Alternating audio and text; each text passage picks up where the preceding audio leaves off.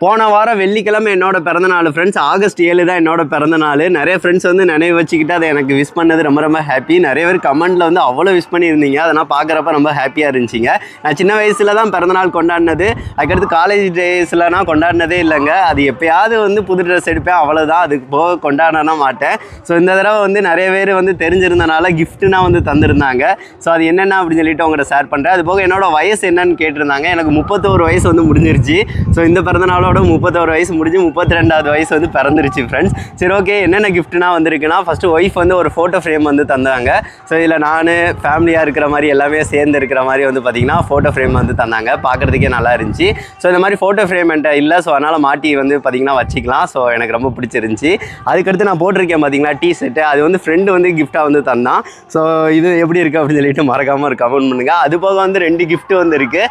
அது என்ன அப்படின்னு சொல்லிட்டு ஓப்பன் பண்ணி காட்டுறேன். இந்த கிஃப்ட்டு வந்து பக்கத்து வீட்டு பையங்க வந்து தந்தது. ஸோ இதை ஓப்பன் பண்ணி என்ன அப்படின்னு சொல்லிட்டு உங்கள்கிட்ட காட்டுறேன். இது வந்து சாமியோட ஸ்டாச்சு தான். அப்படியே கிருஷ்ணர் ராதே இருக்கிற மாதிரி வந்து சூப்பராக வந்து பார்த்திங்கன்னா தந்துருந்தாங்க.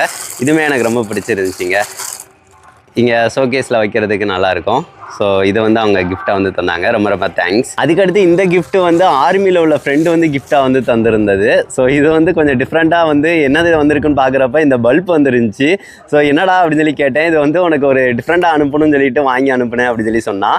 ஸோ இதில் என்னென்ன இருக்குது அப்படின்னு சொல்லி பார்க்கலாம். ஸோ இதை வந்து கொஞ்சம் டிஃப்ரெண்ட்டாக தான் இருந்துச்சுங்க. இதில் வேறு எதுவுமே இல்லை. ஒரு ரிமோட் வந்து பார்த்திங்கன்னா இருக்குது. அதுக்கடுத்து ஒரு பல்பு வித் ஸ்பீக்கர் வந்து தந்திருக்காங்க. இதை வந்து போட்டு பாடுறா, உனக்கு பிடிக்குண்டா அப்படின்னு சொல்லி சொன்னான்.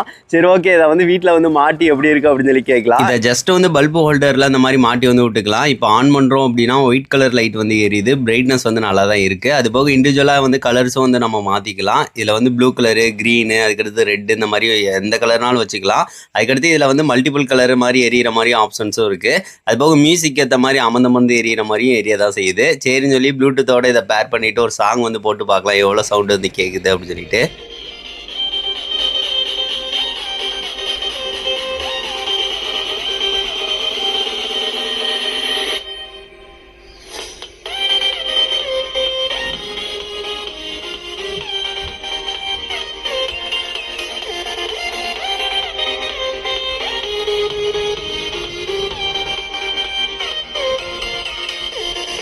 எனக்கே ரொம்ப ரொம்ப பிடிச்சிருந்துச்சி ஃப்ரெண்ட்ஸ். சவுண்டுனா நல்லா தான் இருக்குது. அந்த ரூமுக்கே நல்லா வந்து கேட்குற மாதிரி தான் இருக்குது. சின்ன பிள்ளைங்க எல்லாமே சேர்ந்துக்கிட்டு இதை வந்து போட்டுட்டு டான்ஸ்லாம் நல்லா அந்த அளவுக்கு இருக்குது.